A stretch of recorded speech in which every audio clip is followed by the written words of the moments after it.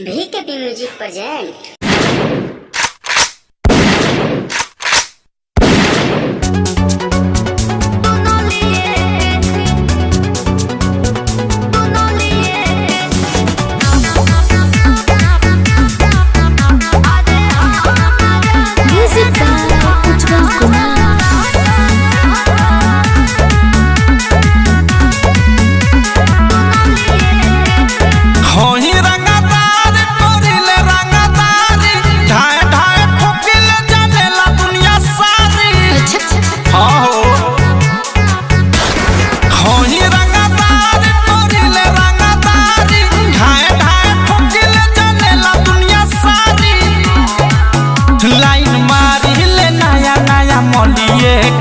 Line मारी ले नया नया मोलिए के का हो आज तो फरियौता होइए के रहे कि तो ऊ नहीं तो हम। अच्छा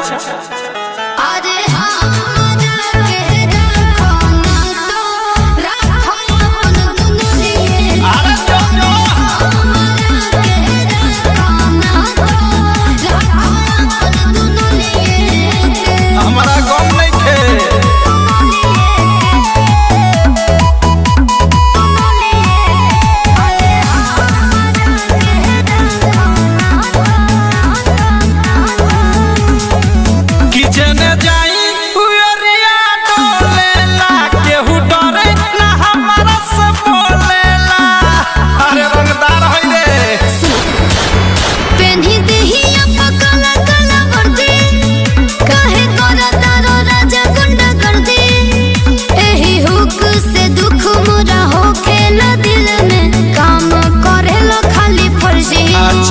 हम हिला दिले रोड खाली चलिए के हम हिला दिले रोड खाली चलिए के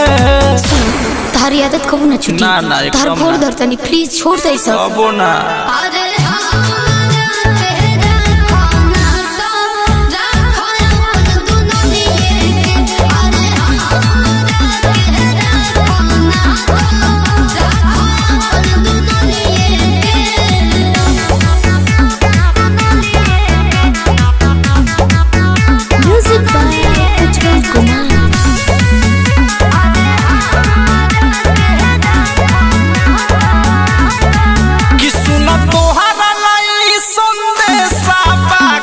छोड़ दही तो हमर पैसा बा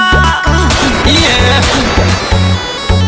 कि डर लागे तोहर देखिए के फेर काहे हो तो बनवले बड़ा कैसन है सुन राइटर थारू प्रेमिया मधे तोहनी बचल ता बहुत के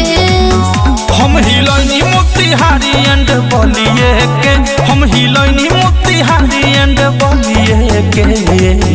हाँ तो हमारा लास्ट डिसीजन सुन लो सुनावा तो काम ही नहीं छोड़ एकदम ना।